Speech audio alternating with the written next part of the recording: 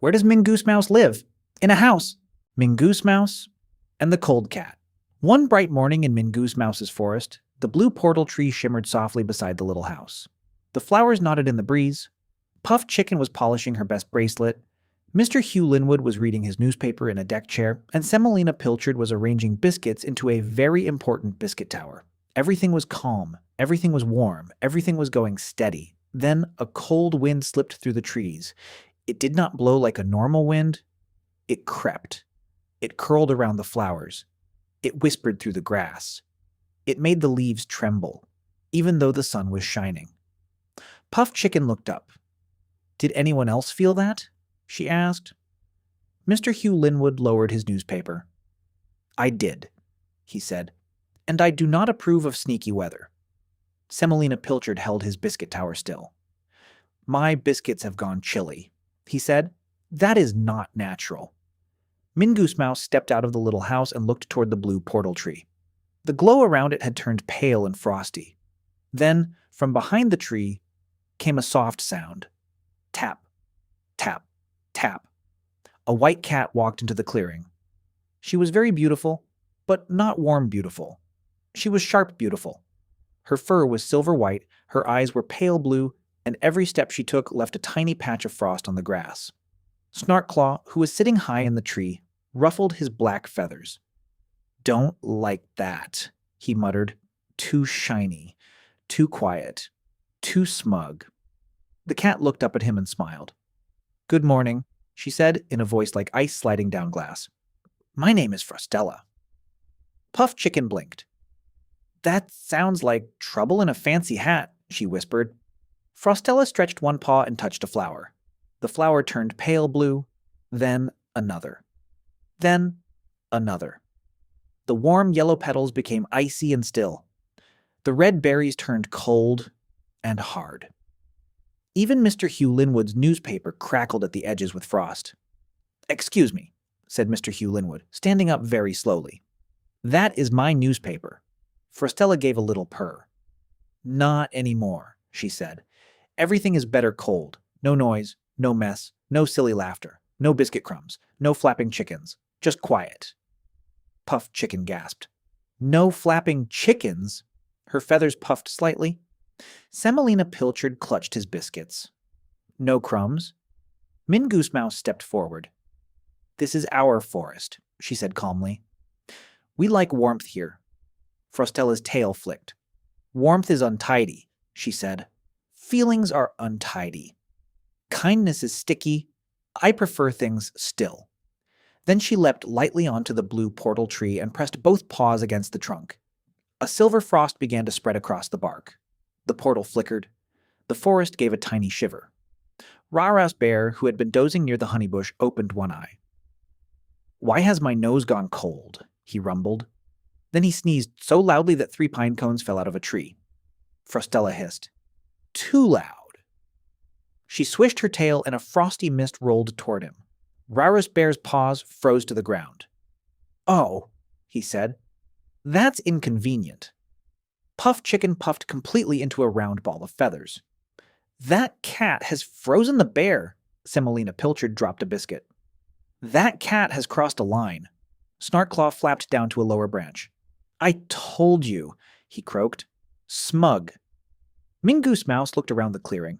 The flowers were pale. The grass was stiff. The portal tree was losing its blue glow. But she did not panic. She took one slow breath. "With Mingoose Mouse," she said, "we always go steady." Frostella laughed softly. "Steady? How sweet. But I am not here to be sweet. I am here to make everything cold." She stepped across the clearing. Wherever her paws touched, color faded. The warm browns of the tree trunks turned gray. The pink flowers became icy blue. Even Semolina's fez tassel froze, sticking straight out sideways. Semolina looked at it in horror. "My tassel!" Puff Chicken waddled over to him, still puffed up. "Don't worry, it gives you presents." But her voice shook a little. Mingoose Mouse noticed. The cold was not just freezing the forest, it was making everyone frightened. And that was how Frostella worked. She did not only turn things cold outside, she made hearts feel cold inside. Mingoose Mouse turned to the others. "We must not let her separate us," she said. "That is what cold does. It makes everyone curl up alone." Mr. Hugh Linwood nodded. "Correct. Classic cold cat behavior." Snarkclaw clicked his beak. "So what do we do? Peck her?" "No," said Mingoose Mouse. "Bite her?" asked Raarrous Bear, still frozen to the ground. "No," said Mingoose Mouse. "Throw a biscuit?" asked Semolina. Mingoose Mouse paused. "Maybe later, but not yet." Frostella sat neatly in the middle of the clearing and began washing one paw. "You cannot stop me," she said. "Warm things are weak." Mingoose Mouse looked at Puff Chicken. She looked at Semolina. She looked at Mr. Hugh Linwood, Raarrous Bear, and even Snarkclaw. Then she smiled. "No," she said. "Warm things are alive." She walked over to Puff Chicken and took one soft wing. Puff Chicken stopped trembling. Semolina Pilchard stepped beside them and offered his warmest biscuit. Mr. Hugh Linwood folded his newspaper, tucked it under his arm, and joined the circle. Raarrous Bear leaned forward as far as his frozen paws would let him. Snarkclaw grumbled, "I am not doing cuddly things." Mingoose Mouse looked up at him. Snarkclaw sighed. "Fine. But I am doing it fiercely." He flew down and landed beside them. Together they formed a circle around the frozen patch of forest. Frostella watched them. "What are you doing?" "Remembering," said Mingoose Mouse. "Remembering what?" "That we are warmer together."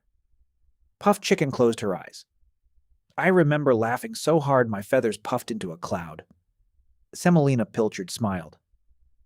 "I remember sharing biscuits when someone was sad." Mr. Hugh Linwood cleared his throat. "I remember peace, good manners, and a properly warm cup of tea." Raarrous Bear rumbled gently.